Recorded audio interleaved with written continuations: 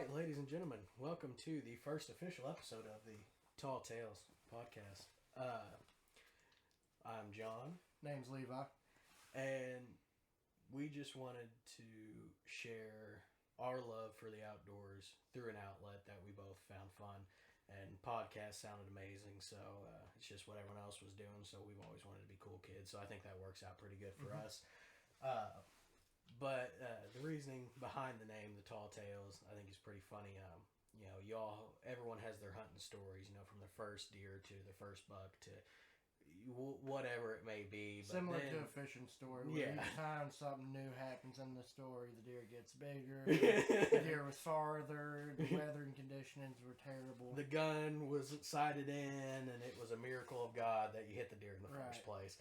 So, that's just something we found has been a running tradition throughout the outdoors. Is you kind of, the more the story gets told, the wilder it gets. Mm-hmm. And that's something I've always loved about the outdoor communities. We can make anything fun.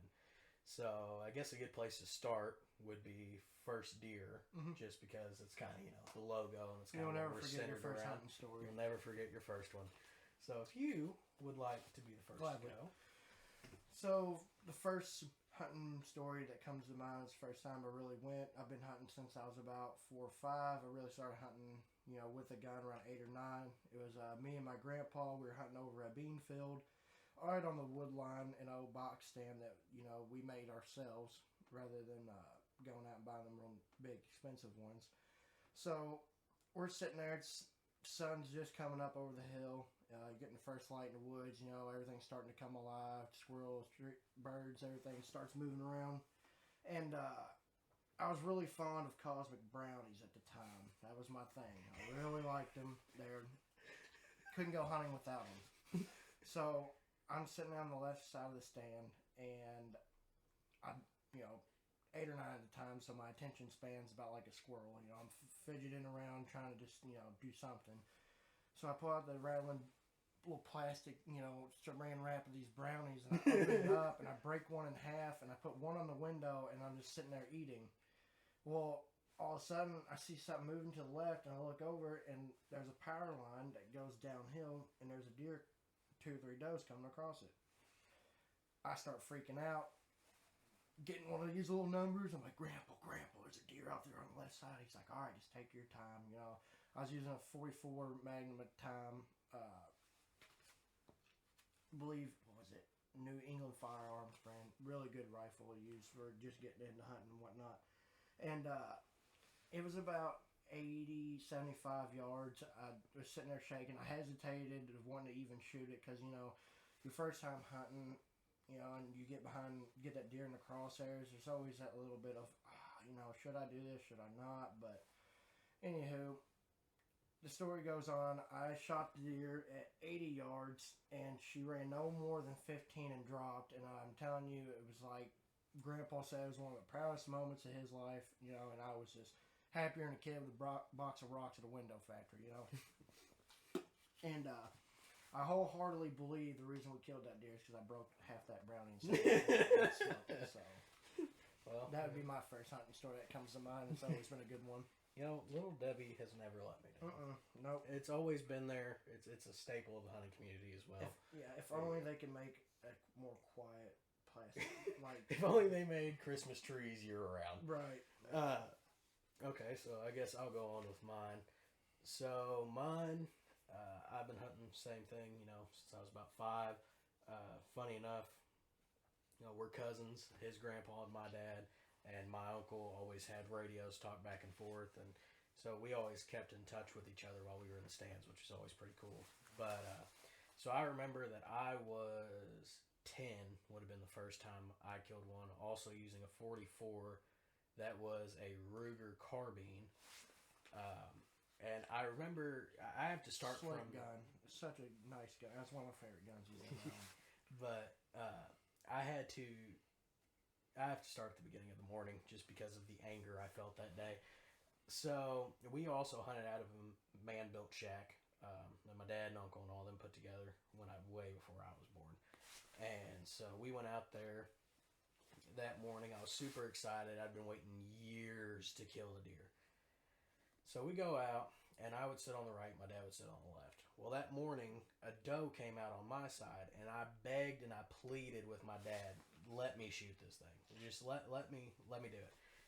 No, buddy. We'll wait. There might be a buck behind him. We've all heard that. Well, I'm not going to shoot that. There's a buck behind it for sure.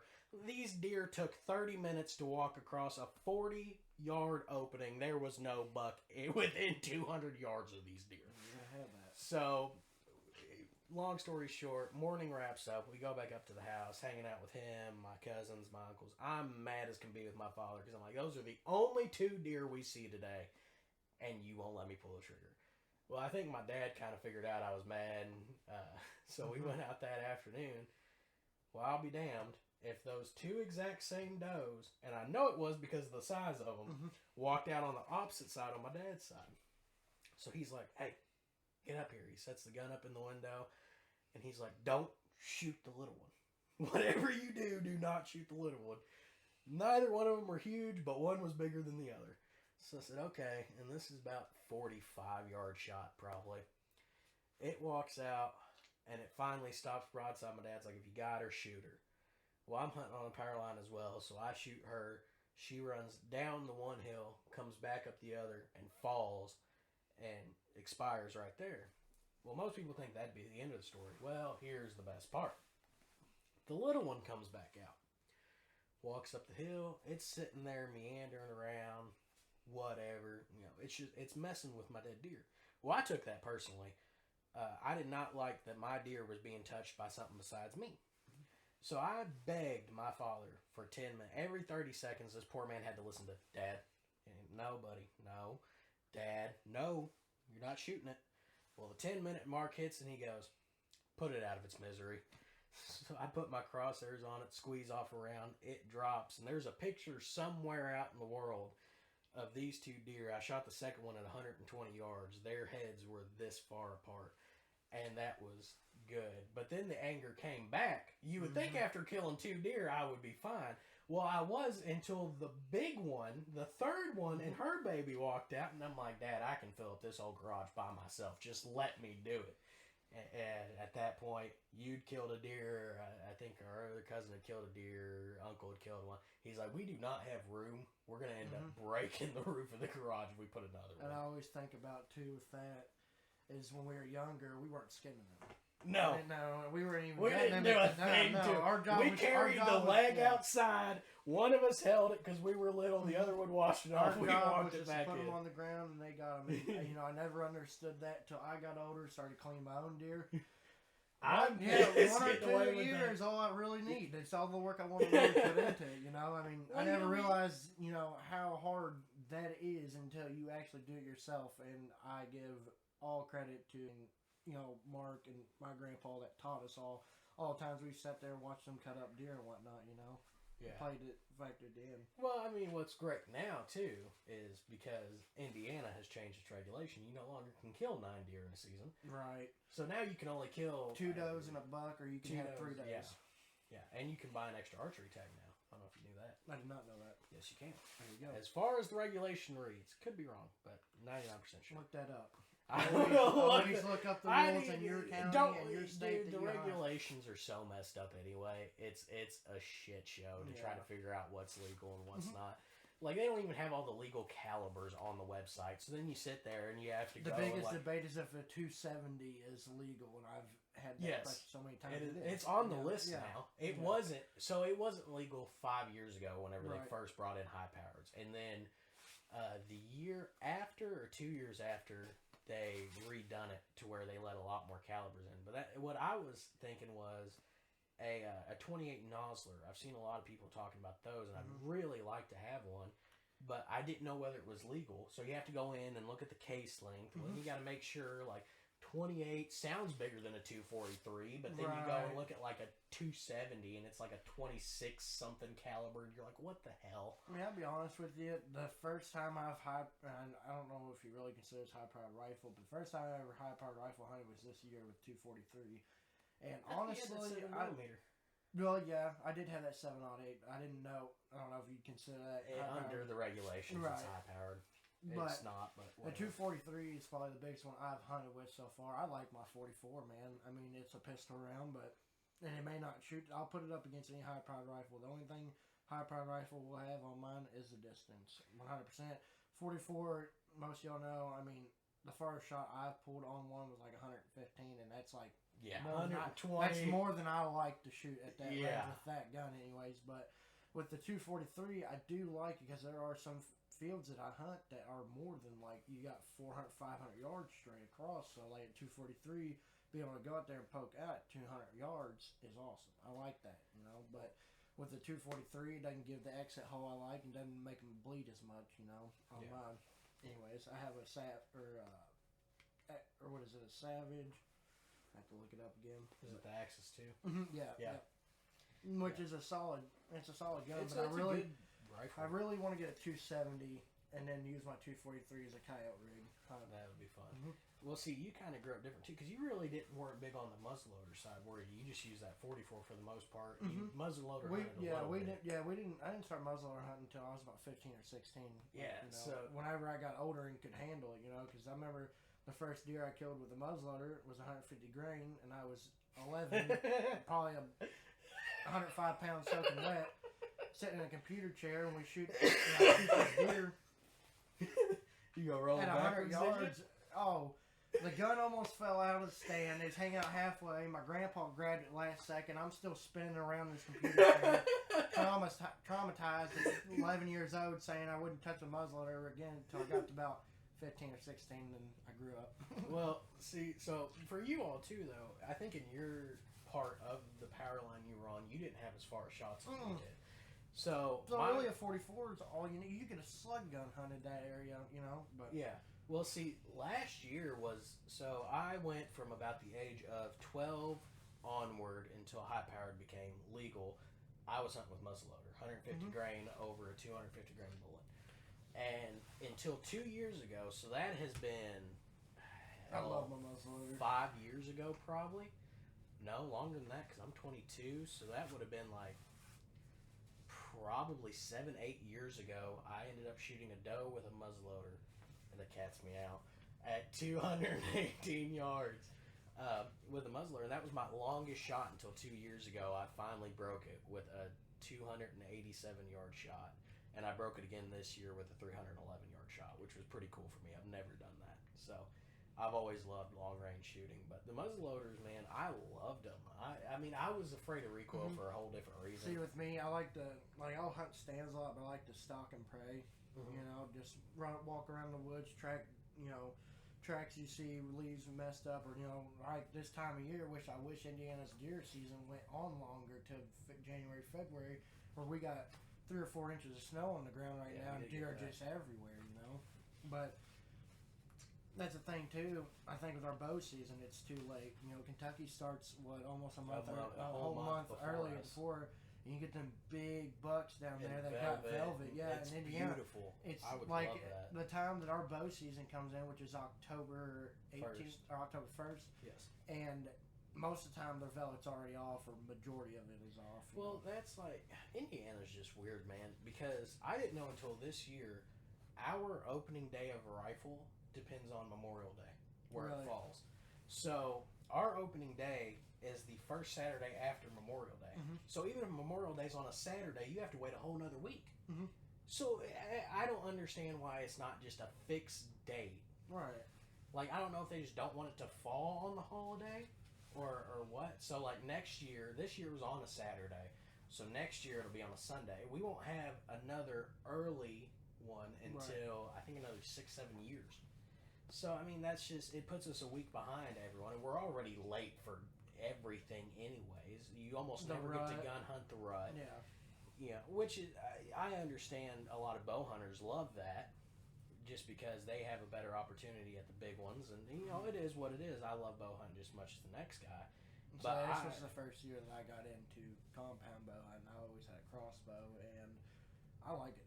Compound, it's definitely a challenge. You know, I shot my first compound bow deer this year. It was a doe, and that's another good story. Yeah, we'll save that for another time. We'll save that for another time.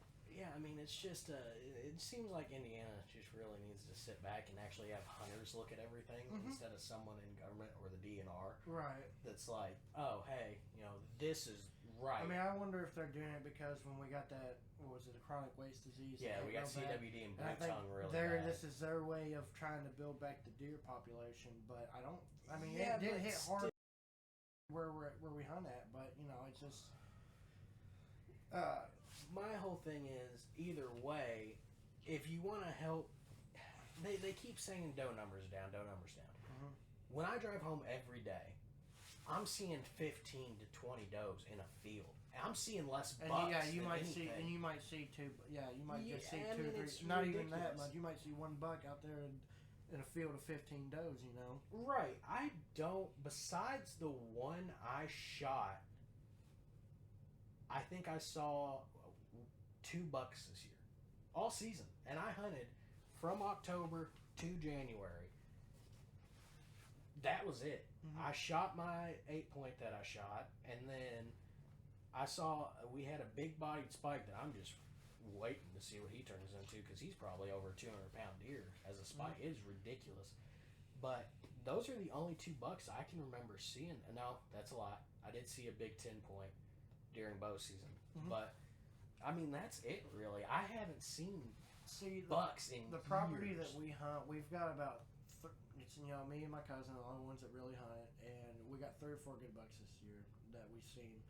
But we're in no rush. We're the only 2 that hunts it, so there's and it's 380 acres. They have plenty of it's got a pond on it. There's plenty of places for them just to bed down. They're not going anywhere. Right. So we've been really good about just not shooting it.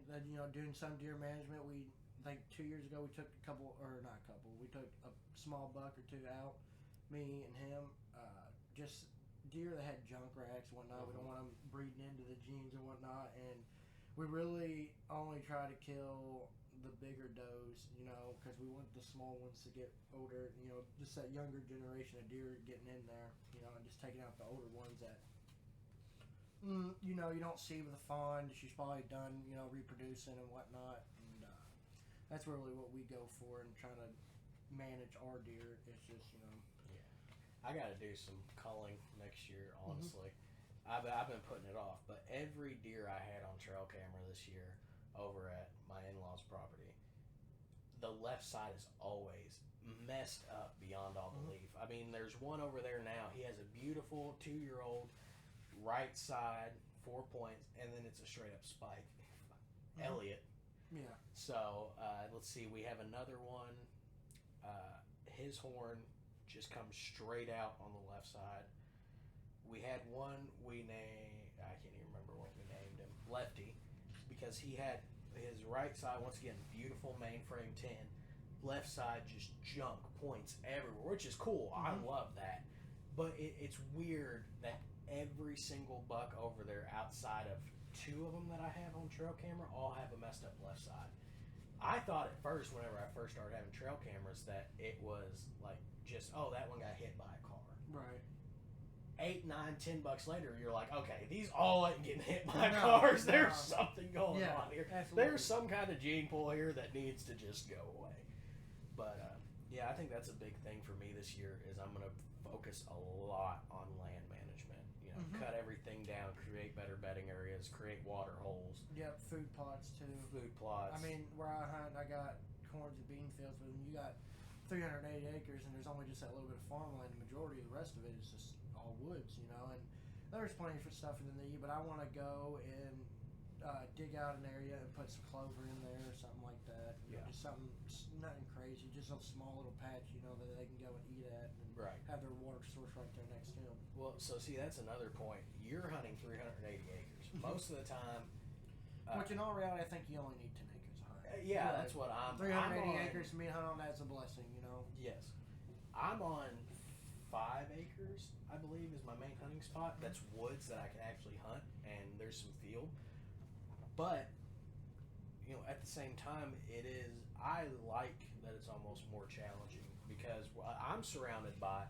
My big thing, I believe, will be putting in water. I think that will help me tremendously. Having a good water there's source, you'll no keep deer around longer. springs, there's no nothing around me. So we got the pond, and then we got the creek too. But But the biggest thing is like 5. I think it's the smaller the land is, the easier it is to hunt. Because that 380 acres, dude, that I hunt on, you'll see a deer 1 minute, and then the next it's gone. Because they got so many places they can go and just go hide and whatnot. Which we've made a lot of trails on this hunting property where I know where a deer's headed. I can go a certain trail and cut them off. Right. They might know the land pretty well, but you know it better, obviously. Right. Because you can look at it from also, satellite images and see you can cut your trails the right way, to cut them off, or where they're going to feed, or where they're going to bed, Well, you also have the issue too, though, of access. Mm-hmm. So you have to be a lot more careful because there's a lot more bedding area where you are. Yes. You may be going. That's why I'm getting out there at like 3 a.m. Like that's why I'm getting out my stand at 3 a.m. 3 or 4 a.m. I'm up and I'm out there sitting out there, embracing the suck until that sunlight comes up because That's cold. You're walking through you're walking through the woods and whatnot. I mean, them deers can hear that, but I think at like around 3 or 4, they don't think anything of it. But the more the sun comes up, the more weary, the more on edge they are to spot you, and then blood covered. Yeah, well, see, that's the thing. You're probably walking minimum 500-600 yards to get to your stand. Probably Minimum. farther, yeah. Yeah, oh, minimum. Yeah, minimum, yeah. I'm walking this year. My stand was 50 yards from my truck. I mean, I parked my truck behind a barn. I would walk down a hill, up a hill. I was in my stand, and I saw deer 20 yards from me. I mean, it's all the situation you're in. There's benefits. Like I don't have to walk 500 Take time yards. in the springs and the summers to get the lay of your land, look it up. Look where there's scrapes, look where there's deer trails. What we call in the Army little goat trails. You can just see, the woods is a little narrow path, but you can tell that the grass has been beaten down, and whatnot. Yeah, that is a big thing. Just watching, your deer movement. Are they a morning time deer where they're out there feeding during the morning? Are they in the woods in the morning? Just eating in there, and then going out in the evening time in the fields. You just gotta really know your deer. Yeah, I've spent 6 years, I believe, now on this property, and I still don't have. I have a pretty good idea overall, but I still don't have them pinpointed. And what's crazy about that 380 acres, there's still spots that I have not even went and hunted in. Yeah, that's crazy. And that's cool. I'll be walking the trails and I see a little grove sitting there. I'm just like, man, it looked like it's. I mean, if I was a deer, that's where I'd walk through. And that's what I like about it is that I can go in different spots and they're not going to be too pressured. Just in one spot of me hunting. I mean, I got a 2-man stand that sits above field, sits there year round. Doesn't I've never moved that stand. It stays there. I got my climber though, which I love. Climbers are so underrated, I think, because you can just pick up and go whenever. Get you a good tree and you set up there. But I also I try to blind hunt as much as I can, but when it comes to blind hunting, that's more of a turkey thing for me. Yeah, I like either being in a tree or I'm walking around, sitting on a wood line or something like that. Yeah, I really love the spot and stalk too. That's pretty fun. I got an opportunity to do it on a doe this year with my bow, and that was pretty fun. I didn't end up getting the doe, but it is what it is. Yeah, I mean, I think you become a better hunter that way. Yeah, when you make mistakes, it's just like anything else. You make mistakes, you learn from it. I don't exactly I am not afraid to go out there and mess up a deer hunt. I'm gonna learn from it, and I know later on what not to do and what to do. Well, that's all about hunting. If you think you're gonna hunt your entire life and not make a mistake, then I'm sorry, the sport's not for you because you're gonna get agitated real quick and you're gonna get just downhearted on your own self, thinking, oh, well, this is so hard, I can't do it. Anybody can hunt, you have to go through trial and error. There's been years that I have tagged out within the first week or so of hunting, and there's been some years that I've went skunk completely, seen tons of deer. It's just about being patient. Hunting is a patient sport. I love that you said that because this was the year that taught me patience, especially with a bow. Because I had so many opportunities where if I had just been patient, it would have worked out. No doubt in my mind. Like that spot and stuff. And with bow hunting, you have to be patient. I've learned that just a first year hunter that you have to be patient. This isn't a gun. You ain't hunting with a crossbow or a gun. You ain't being able to shoot out there 60, 70 yards. I mean, there's some bows that can, but a guy like me that's just getting into it, realistically, my ideal shot's going to be a 20 to 30 yard shot. Yeah. And I'm telling you, when you see the deer and then standing up and like taking your time, being slow, slow is smooth, smooth is fast. Yeah. So the slower you are, the less movement they see, and it's just tedious. Is the best way I can describe it. Yeah. Bow hunting is It tedious. is. You have to just It step can be, by yeah. step. Yeah, I mean that's my like the spot and stock. If I would have just stayed down, Mhm. those deer were walking right towards me. I had no. They were at 50 yards, which is about 50, 60 is about where I'll cut myself off, like you said. And I was like, okay, if she turned broadside. And what I did was I got up. Well, she did the move where she was broadside, and then she cut back and was going to keep walking. Well, then she saw me. So at that point, it's over. If she doesn't turn back broadside, I'm done. Well, she didn't, and she ended up running off. But that was a big thing. If I would have just stayed, I could have ended up with a 20-yard shot, a 30-yard shot, a chip shot, really. Yeah, all those shoulda, woulda, coulda. And that's what I love about hunting is like, man, I should have just sat here and waited, because I'll admit it firsthand, I'm an impatient individual. 100%. I think everyone is at the core. But hunting is a sport that has taught me to be patient. Yes. And those times where I'm like, I'm sitting there in deer stand, it's a slow morning. Should I get up, move around, see if I can stir something up, or should I just sit here and wait, And that's just, it's just luck. It's real, it's 50-50 odds. Either you're going to see a deer or you're, going to bust. Yeah. Well, I think that is a good way to end off with that little bit of I think knowledge. So too. Just a heads up, we do have a Facebook. What else? Instagram, YouTube. Facebook, Instagram, YouTube, and then we're hopefully going to be uploading these on Spotify. Yes, Spotify as well.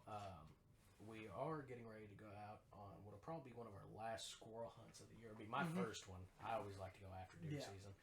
But we're getting ready to do that. I actually bought a scope camera, so that'll be pretty cool to see. And we'll be recording everything. We'll get that on video. So hopefully we'll get that on out there video. for y'all. But we really do appreciate y'all staying tuned and just listening, watching, whatever you're doing. Absolutely. And we'll see y'all in the next one. Take care.